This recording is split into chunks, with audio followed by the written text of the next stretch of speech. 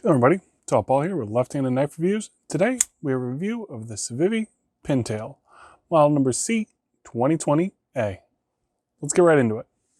Let's start off with our facts and figures. This is going to be a 3-inch blade in S35VN running on a set of ceramic bearings. The scales are made out of micarta and are affixed to a set of stainless steel liners, and the handle measures right in at 4 inches. At the time of this review, this knife sells for $83.30. Alright, we're going to put a couple items on the table as the actual dimensions of the knife will appear on the screen. First up, we have our unsharpened Dixon Ticonderoga pencil. We will follow that up with another Civivi, the Civivi Elementum. And we will round off our selection today with the Spyderco Paramilitary 2. Next up, we will talk about Larry and my experience while using the knife. So the Pintail is a knife nice to use. The micarta is okay and provides some texture. The size of the handle gave almost enough room for our hands to hold it in a couple of different ways. The knife deploys really well with either the flipper tab or the thumb stud, and it locks up consistently every single time.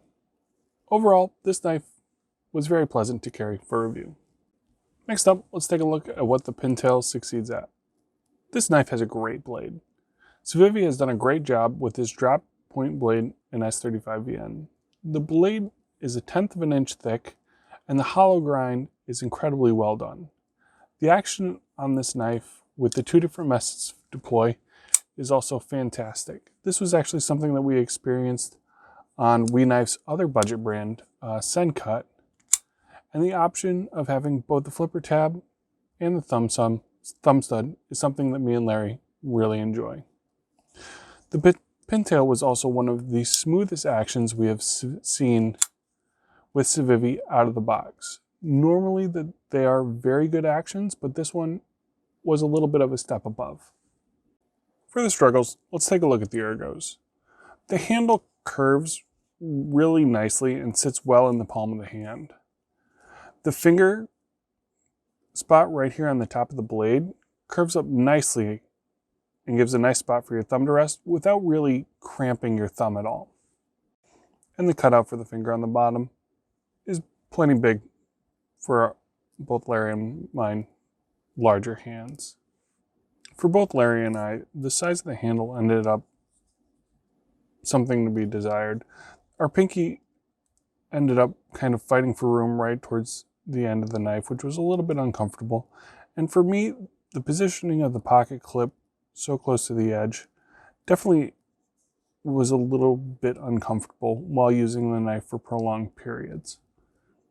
Due to these last two things, we did list the ergos on this knife as a struggle. Next up, we have our points of note. Points of note are neutral things that we want to mention but fall in the gray area between successes and struggles. On the Pintail, pocket clip is a deep carry pocket clip. There is a lanyard hole present, but they do remove a little bit of the scale for the lanyard hole. And the micarta was left a little bit to be desired. We've seen other micartas in this price range, and this one just felt a lot more plasticky than other ones that we have experienced, even on other Civivi knives, like the Elementum. Left a little something to be desired, but not too bad. Just wanted to add it to the points of note. Now for everything that's left. The part of the knife review, we talk about everything left-handed. So for the deploy on this knife, you have both a thumb stud deploy and a flipper tab deploy. The flipper tab is going to be the exact same for a left-handed individual as a right-handed individual. And for the deploy with the thumb stud, you actually have a very good cutout for your left hand side as well as your right hand side, almost actually identical. A little bit more room for the liner on this side, but definitely more than enough room for your thumb to get in there and to deploy it consistently every single time. This is going to be a liner lock, so you're going to run into your normal left-handed liner lock problems where you have to drag your thumb across the path of the blade in order to shut the knife.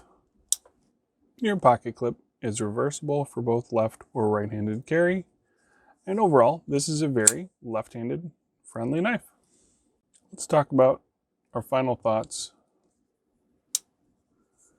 We recommend this knife for anyone looking for a really great EDC knife for around $80.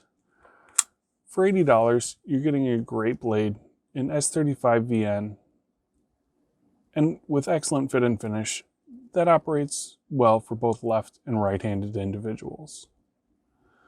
If you're looking for a knife at this price point, this is a really good pick. And we hope that Civivi is going to do more options in this price bracket with their new budget brand Sencut taking over the $40 to $50 range of knives. Seeing more from Civivi in this price range would really be fantastic. They treated this S35VN really well, and we would love to see it on some more of their options. Maybe an S35VN Ortis, or maybe an S35VN Odium or something like that. It'd be kind of fun for the cute little knife. But thank you very much for joining me today. Be sure to subscribe for more great knife content. We'll see you next time.